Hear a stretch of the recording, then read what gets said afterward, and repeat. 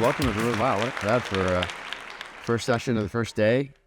We are all really looking forward to talking to you all and with you all a bit. My name is Jason Gumpert. I'm the editor at MS Dynamics World. We're an independent news and information website. We cover this event. We're also a media sponsor here at DynamicsMinds 2025. Second time doing that. It's great to be back at the event in person too.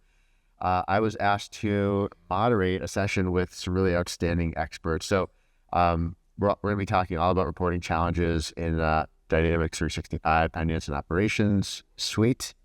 And as we get started here, we'll just talk a little bit of, well, first we'll introduce our panel, have them introduce themselves, and then we'll talk a little bit about the kind of the focus of this particular session. There's going to be a lot of reporting content in the event over the next couple of days, but we really wanted to set the stage today with some, I guess you'd call it some groundwork, some fundamentals, really talking about things that kind of are common no matter what solution you're talking about, maybe what project you're dealing with, some of the most important topics. So why don't we start by just welcoming our panel. Hi, panel.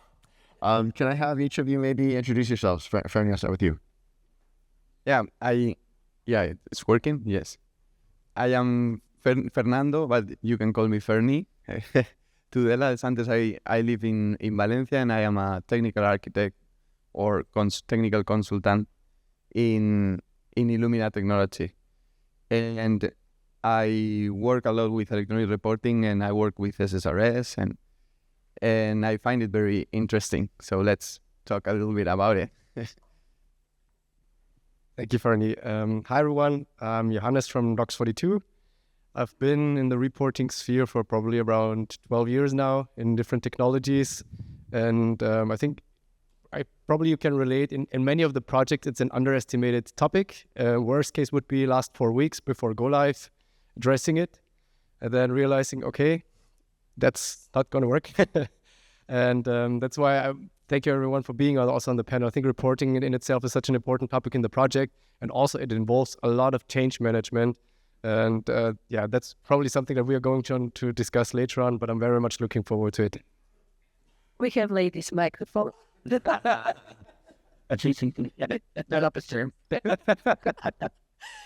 My name is Vanilla, and I'm the product manager for Lislet. I've also been working with reporting in AX 2012 since 2011, and then afterwards. So my core is Dynamics, FO, and just happy about reporting. Thank you. Okay, this is good. They told me, one player told me to have it like this and to touch my nose with this, so I hope you hear me all.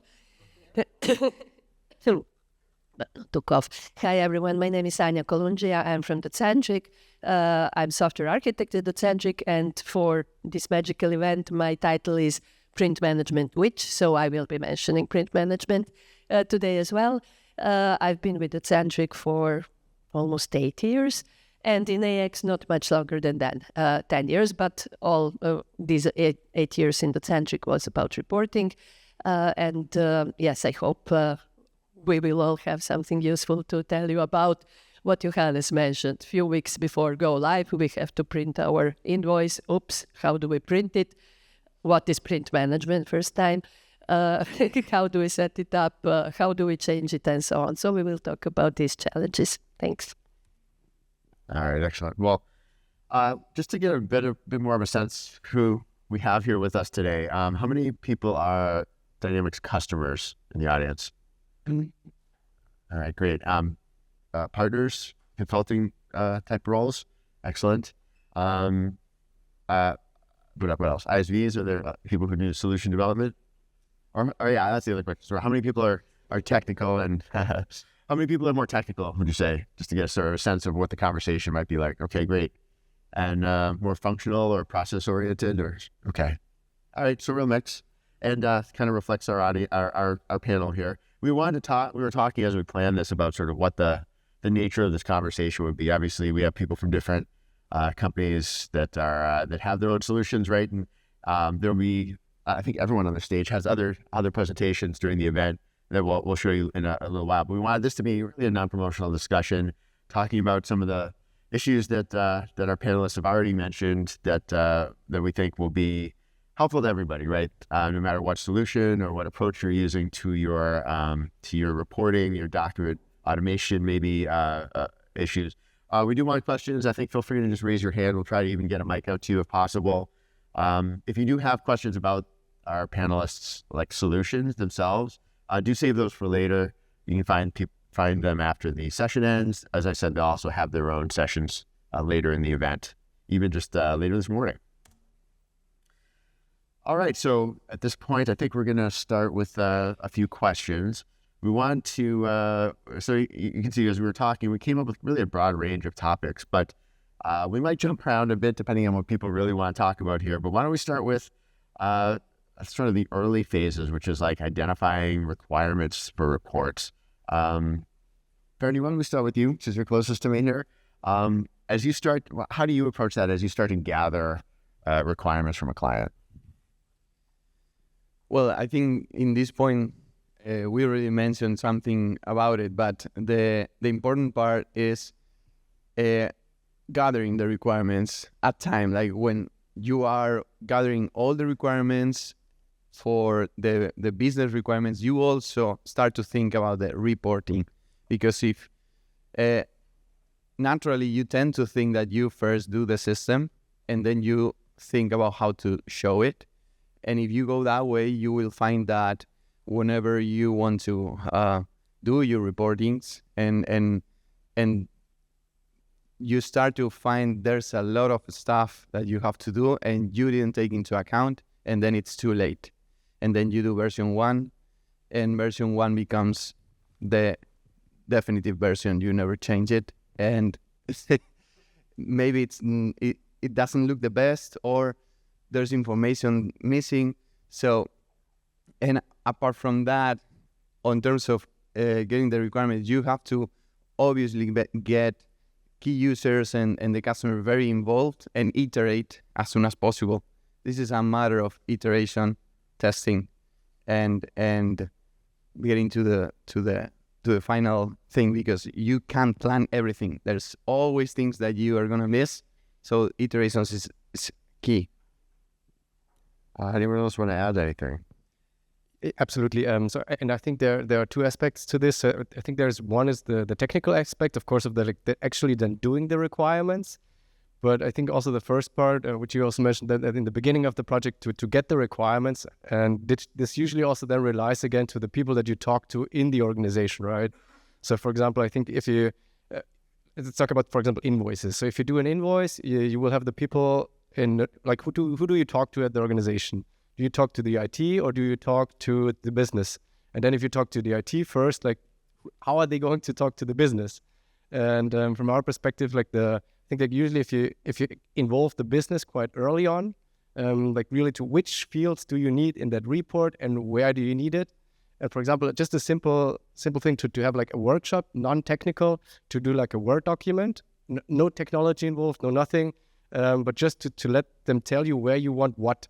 And then this usually, especially I think with the business, starts a conversation that they understand, no, wait, if it's invoiced to Germany, it needs to be a different text. If it's invoiced within the European Union, it's different. And then like, if you keep this conversation going, I think like this kind of represents a good overview of the requirements, non-technical so far.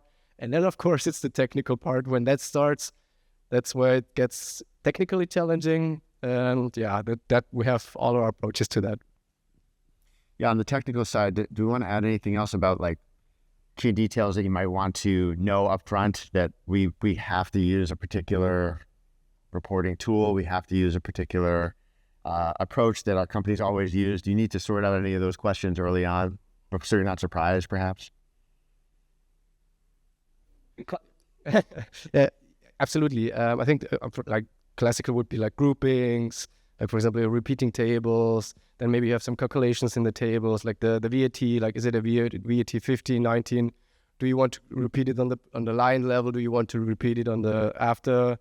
So there is a lot, but probably like we are an ISV, right? So we work with partners a lot, and all of you partners here probably have a list of 1,000 requirements that I'm very much looking forward also to the questions later on.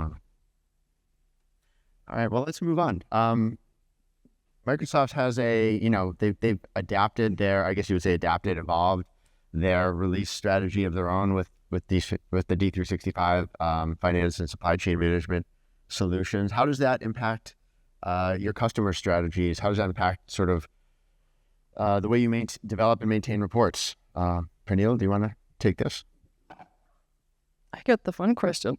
So, yeah, as an ISV, it's very tricky to be in the waters of Microsoft.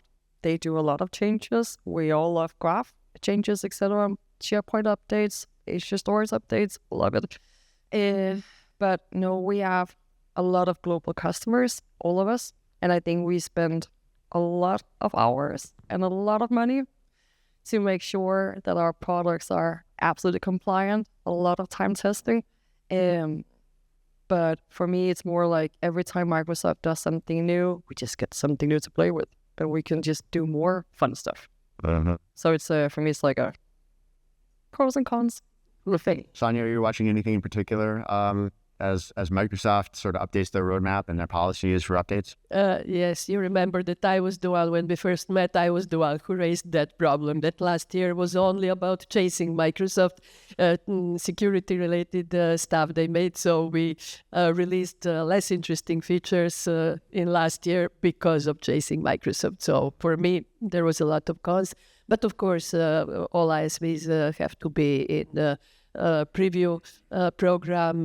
We have my colleague Micha here, who is constantly monitoring what's new, what's happening, testing, going directly back to Microsoft, reporting to us what's happening, testing our versions, if it can be built, if there's something new, if there's something related to reporting important that we should know of. So yes, it's a constant struggle, I would say. And what should customers know for their long term? I mean, I think people can appreciate that from an ISV perspective, you're working very hard to stay up to date, and that's part of what the value that ISVs provide in the channel generally. But what do customers need to know once they go live? What should they prepare for for their own reporting, to make sure it doesn't break, to make sure it stays behaving the way they expect it to? How do you advise your clients on that? First of it, it's always remember go live is like crawling. You don't have to walk from day one. That is not the purpose of go live. It's just to survive. Document wise, if you have prepared yourself, then of course there's nothing better than standing in the warehouse and then see the first label come out and then see the first driver's list come out. It's like a woohoo! It's wild, and everyone takes pictures of it and share it around to the other group people, and it's like that first hard copy of something. I think that's why we love working with reporting. It's like a hard copy of your work done. So in that matter, like celebrate it when it's over, and then also remember all our tools are made exactly for you can change it. Every time your company expands, every time you have another need, every time you have a little bit of a phase 2 where you go into quality and optimization, you can rely on these tools and you can kind of build it better. So nothing is set in stone for any of our products from day 1 or day 2. Everything is configurable on the fly and matched to the next need. Anyone else? No? Maybe one question. How many of you have created a report at a project? Generally. How many of you have had that never ever changed? Yeah, and I think that... Are you with a customer or partner? Oh, okay. Perfect. Then hopefully not the collection letter. Well, I think that kind of shows it, right? I think that the challenge of also, especially you mentioned the go live is a crawling.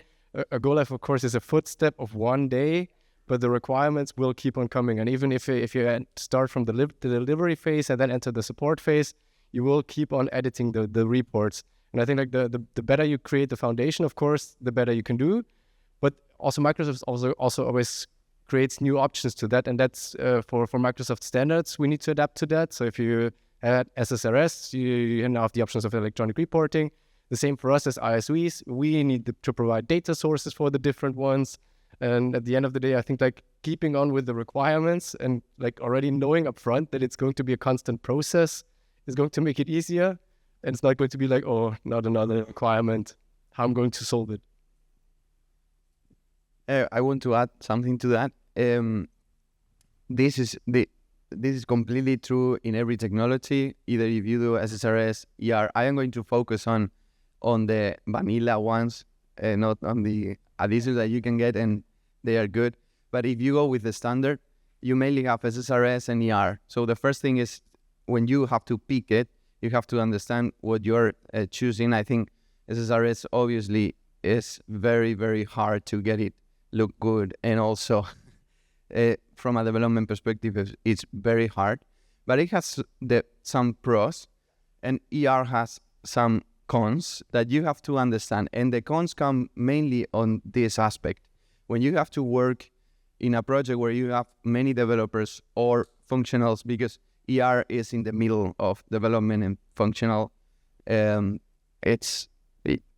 you have to know the data in order to work with it, but you can change the design if you're a functional, and that's good, that's perfect. You can use Word, that's nice, but it's also bad because you have many people working in the same, and the version control is not the best.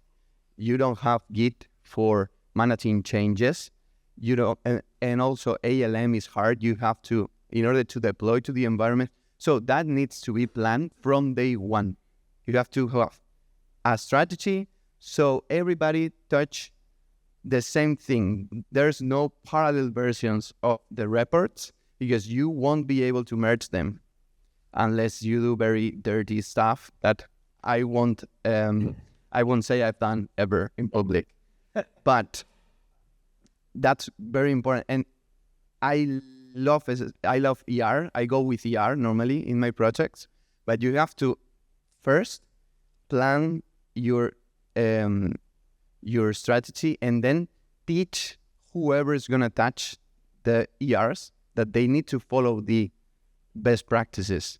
Because if not, you can get very, very tough situations where something that was working suddenly disappeared because somebody else was working in parallel during 3 weeks, making changes, and then deploy, and the other changes are gone and stuff like that. Just wanted to add. Yeah, does anyone else want to add to that? Well, I would actually like to ask Fernie about that. So your experiences with end clients, and you said many people changing the thing. So it means many people on the client side learn electronic reporting and they are ready to, or they are dealing just with the designs in Excel or Word. Either customer or partner, because electronic reporting is not very spread. So even in partners, when there's need to change things, sometimes the consultant that goes there, they don't know how it works. So you have to teach, because it's very easy to do the changes, but then you get to a place where you are already screwed because you didn't follow the versions or you created a subversion. But I was mainly thinking about partner. I would normally work in the partner side. Yeah. And what is your experience? How many partners have accepted electronic reporting? Because I know Microsoft is pushing towards electronic reporting, but I guess partners still have a lot of technical resources. I'm technical profile and I prefer SSRS, at least when it goes for the data sources. I prefer SSRS. I will do anything in X++ in a minute for what I need days in electronic reporting. So I know that you love electronic reporting. Fernie is writing great, delivering great videos, video tutorials. I learned some tricks from your videos. So if you want to learn electronic reporting, look for Fernie. But I don't like it. I hate it personally. So I'm guessing partners still have a lot of resources who are fit for SSRS and not for electronic reporting. So what is your experience? Are they slowly or faster and faster adopting electronic reporting? I think people are adopting electronic reporting because it's true. It's easier to get the data from X++. there's another thing that you could make electronic reporting based on X++ code. So you can create a data provider and get the information there and use it from electronic reporting. But you still need a developer. You still need a developer. Yeah. It's not how Microsoft is saying you need technical functionals and they will do miracles. It's not like that. And I discourage anybody who doesn't want to involve a developer to use electronic reporting, because you have to know the data, you have to know the methods, you have to know everything. There's cons on using this mixed approach of development and ER, because if you deploy ER before the development to the environments, you are you are breaking the report. But even when the data is harder to get from electronic reporting, it's not that hard if you know how to do it. It's harder than X++, but the design is so bad in SSRS. I've been many years working in SSRS, and it's hard to make it look good. The preview doesn't look at all like the final result, and you have to compile, deploy, see the change. Everything's messed up. You go back to your previous version, compile, deploy. Okay, now it's good. You make another change. Again, it's everything messed. So I think that's why many developers are at least wanting to go with electronic reporting. The other part is because electronic reporting is not only for reports, it's also for integrations. So there's already integrations that work with electronic reportings, that taxes, e-invoice, all that stuff. And sometimes it's easier to learn how to change a few properties and get up and take advantage of all that format that it's already for you. That's how people start with electronic reporting. And then they say, oh, I can use this also for the reports. But both have pros and cons, SSRS and ER. Maybe a question then. How many of you are using SSRS or have worked, first of all, with SSRS? And how many are using it in the projects? How many are using, have tried at least electronic reporting? How many are using it in the projects? Okay, decent, yeah. But more than you thought? Yeah. More than you expected? Definitely. Okay. But I think you also mentioned one important point. I think electronic reporting also offers one great capability when it comes to the data integrations. Like for example, if you want to output XML, that's something if you know the data mining. But I also think like I think that the difficulty at the moment as a partner is to at the beginning to choose the right path, right? If you like you mentioned, if you go for electronic reporting, for example, from the beginning, and then it gets to the detail of the requirements, then you have to have the technical capability that you don't have the time for in the beginning of the project to build up the knowledge for. So you don't know if at the end of the day the requirements are going to be delivered. And I think also like in terms of maybe a little more strategic, I think as Microsoft, I understand like you are not going to opt for example, finance and supply chain compared to Salesforce or to SAP because of nice reports. It's now there are other topics I think that for Microsoft are more important, and maybe that's one reason why we can still exist and will still exist, because it's not the strategic focus, right? But to rely on the good data, that's important. And then at the end of the day, it's the question of if you can provide the right data at the right time, whether it's SSRS or electronic reporting, then is up to the project. But then to deliver the actual requirements. And another topic that I would also want to add here is I think like also the requirement management is also something that probably you also in terms of course, at the end of the day, you want to deliver everything that the customer wants you to. Can you? And then it's a matter of philosophy on where you say, okay, we can, or we need to discuss and how deeply can we deliver? And then also if you have different companies, different, do you want to how standardized should it be by the companies? And then it's again the ALM process, right? And the ALM is always going to be, if you have too many localizations with too many differences, the ALM is of course going to be a huge management effort, also for reporting. Yeah, and that, I mean, to me, that brings us back to the first question. It was like, how eager are you to get into these details early early in a project to really establish some of these decisions, right? Is it as soon as the customer or the partner team like wants to get into it and start committing to some of these decisions? I'd expect every customer that starts with a ERP project to already have an invoice because they want to earn money. So there should be something, right? And if you take that as the requirement, engineering, and then go through that in detail with the business early on, and then again, it's the question of project methodology. As if you as a partner involve it early enough, or if you know, okay, this is something we're going to solve later. If you can, great. But it just, I think, makes life a lot easier if you start very much in the beginning. Not only the invoice, of course, you have also the other ones like delivery notes, collection letters, also contract questions. It's the earlier the better, but of course you have to have the customer know something about it. Yeah. Can I add something? So what we're all saying is that reporting is just really, really difficult. And it's difficult because there has to be the right stakeholder that knows what is on the document and when and why and where. And that is like a chain of command that normally has like a lot of people involved. And you need to make sure that that chain of command is like as strict as possible. You don't want to listen to 50 people's feedback to the document. That is also time consuming.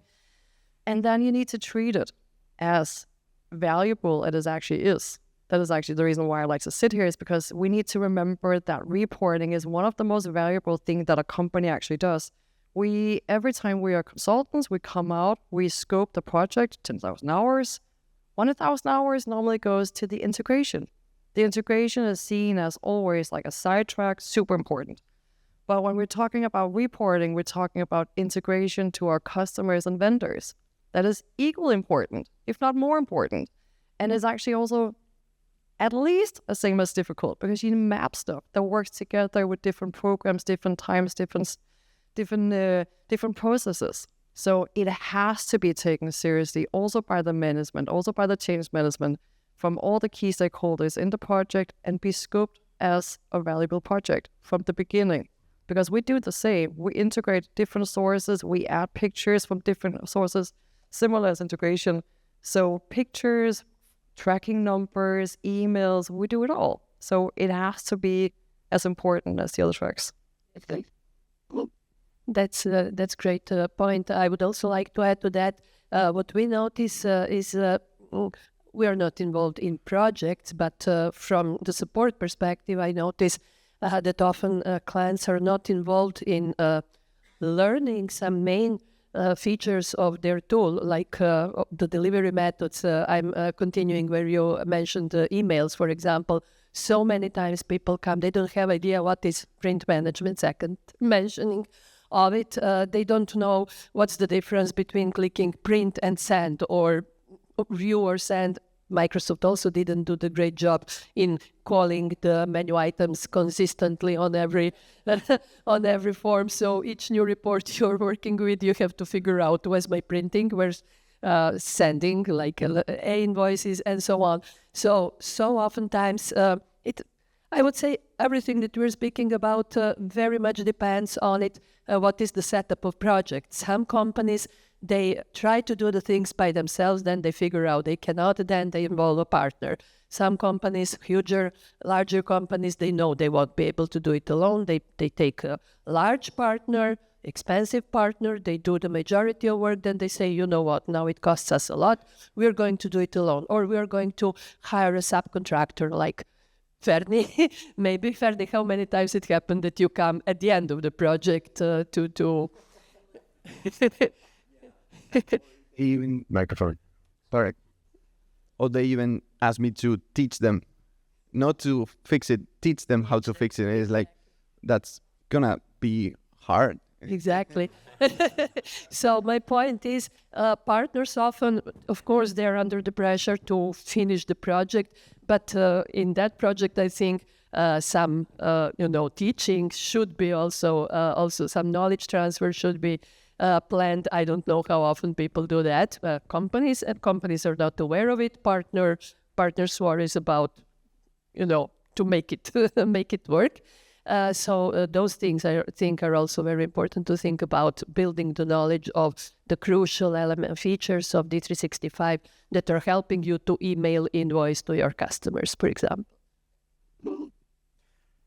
We had in our conversations, we had planned to talk document reporting specifically. Obviously, it's all throughout this conversation. Maybe one question on that as it relates to projects. In your experience, who in a project team or in a deployment gets like left out of the document reporting conversation, and that maybe no one notices it until it's a little too late, or it's an easy to miss role, or an easy to miss type of stakeholder?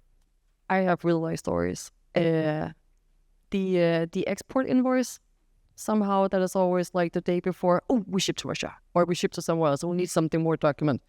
Or so mainly it's the transportation documents that is gonna be left a little bit behind, or it can be like Schenker labels. If anyone has ever made a Schenker label, it's like a 40 pages document of how to do it. It's not something you just easily do. So that is my real life scenario. Anyone else? Any experiences finding out that the customers missed anyone? Well, I think it's again the role question, right? So who do you have involved internally? Like, do you probably development, functional? Then from the customer side, IT and business. So you have 4 people involved, and then I think a lot about like the 4 of them, who is bringing which knowledge, and also from the customer side, like how technical are they? I think that's also, especially when it comes to the standards, right? Like you mentioned, fixing.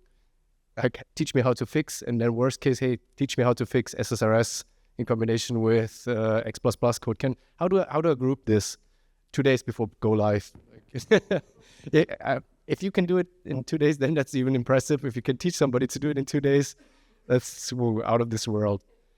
And so I think like it's a lot about picking the right people in the project, and then really knowing their knowledge, and then picking the right time to tell them what to do. And also I think like internally, functional and IT, the more you can of course move to functional, the better, because they will understand the business requirement better. But those 4, I think, from my perspective, at least the integral ones. Yes, and I would also add, it's important to have people who really want to learn. I've seen companies where people are really eager to learn a new tool, and they get on board and they become our evangelists for whenever moving to other companies. On the other hand, you see people who, after a year of using a tool, I mean, I'm talking like ISV, but it's the same thing. Imagine that it was electronic reporting. After a year, they come to support with such a basic questions that in a year they didn't learn a thing. So it means they didn't have any enthusiasm for getting to learn something new. I guess they are busy with their other stuff, but so really when picking the people, you should care about, oh, I want to do it, or okay, I have to. Yeah, I think the key user, because at the end you can have everybody in the room. So, and that's also work that the customer has to do. You can guide them, but the customer has to pick good key users that represent each part: finance, supply chain, and that's sometimes beyond your action. But I have a fun story that is in one project when everything was done, the data was already there, was showing fine according to the requirements of our key user from the customer, and then marketing got involved, and they said, what is that shit? Like, we have to change everything. It was only the looking, that's good because the data was fine, but we have to change absolutely everything because it wasn't like how the branding was designed of the company. So maybe it's good to at least send a copy to the marketing. Yes, this is a great sentence. A day before go live, marketing was involved. Maybe a dangerous question. Anybody in marketing? Okay, who? Yeah, but best lines. But so first of all, when you start a project, the first thing you do is always to get the marketing involved, like the day one, because they need to come up with the brain guide. So how big is the picture? Where is it located? What is the font? How do we do this? Do we use a company font? Do we not use a company font? Do we use lines? All this stuff. So you take that design and you put it all the way to all the documents. Yeah. Are there any questions? I'm interested in anything we've brought up so far. We could certainly take some. Yes. Do you want me to? Content.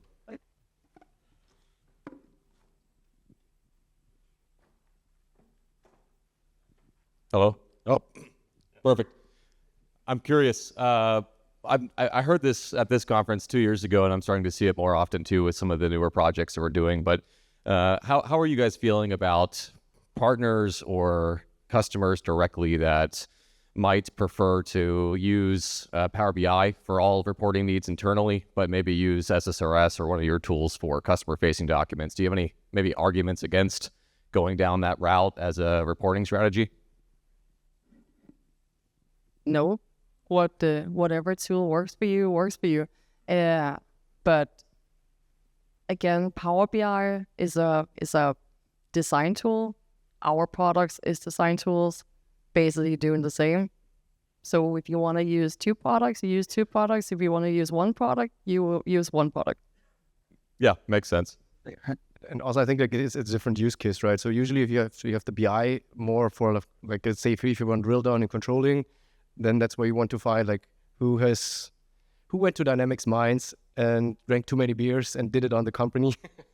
And at the same time, of course, if you have I think documents is more like a day-driven output. So if you like an invoice is something, well, of course, e-invoice is another option than to have it. But for the moment, it's still like it's a day-driven thing that you want to have in your hands. You want to have a contract, you want to have an invoice, you want to have a collection letter. But for like drill down in data, BI is a perfectly fine route, right? Thank you. Anybody else? Well, why don't we look a bit ahead? I mean, maybe I could put this to each of you. What do you have your eye on when you look at where Microsoft's taking sort of the core technology? We mentioned ER already, Power BI. Are there other either low-level capabilities or big picture topics that you are really thinking about for how it's going to affect your work? And so for us, since Power Platform is in play now, it's getting easier for us to be able to track our emails. So that means that we have the capability to track the emails we need. We have the capability to track whether an email has been opened or downloaded. So for us, every time Microsoft expands their areas, then we can do the same.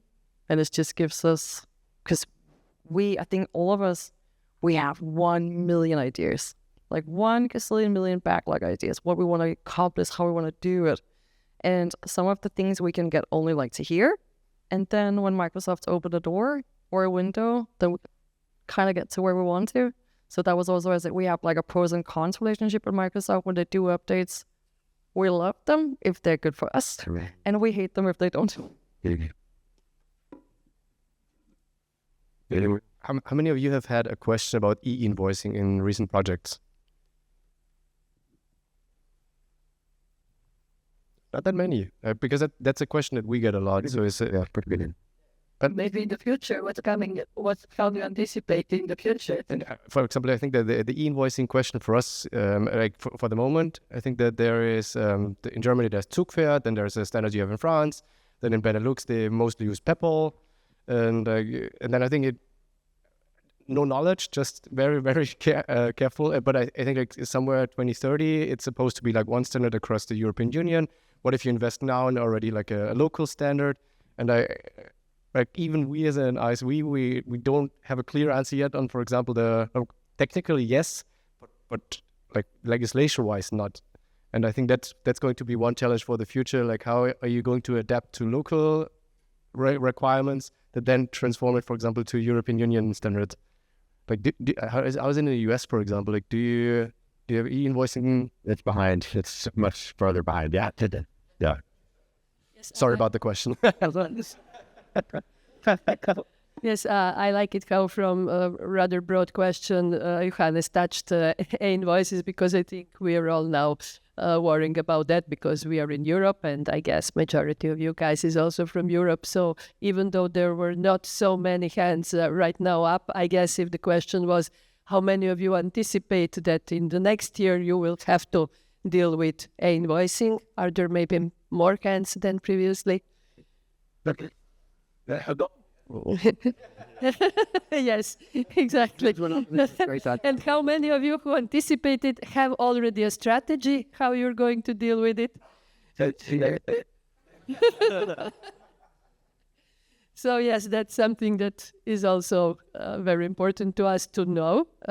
What is the legislation going to bring, and how are the companies going to deal with it? How is Microsoft going to deal with it? Are they going to bring something completely new in the next release, and we will all have to learn completely new things and to adapt our products? And so yes, that's another challenge. That's particular challenge that's about to come.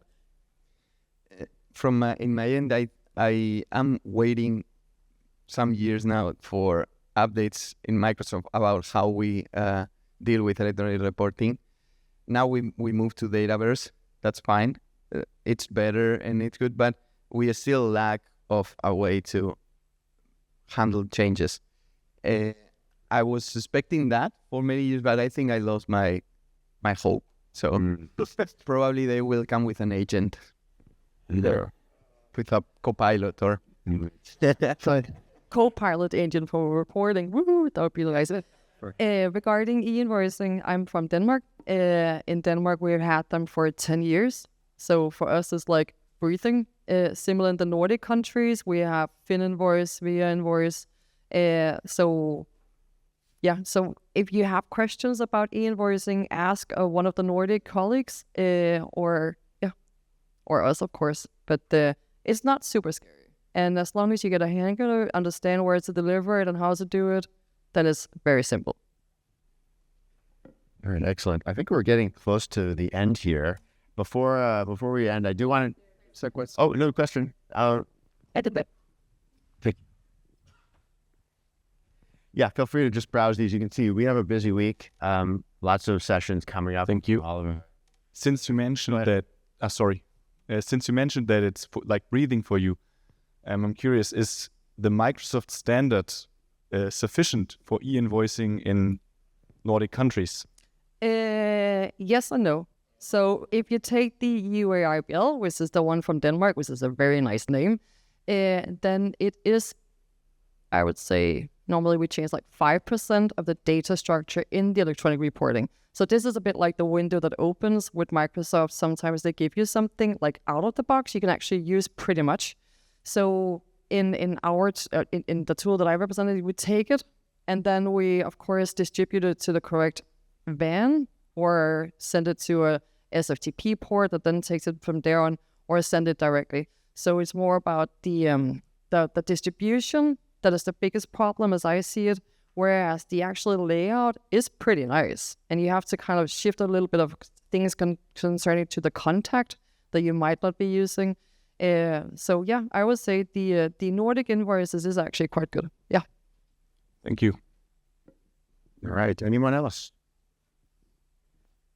Well, let's give a round of applause for our panelists.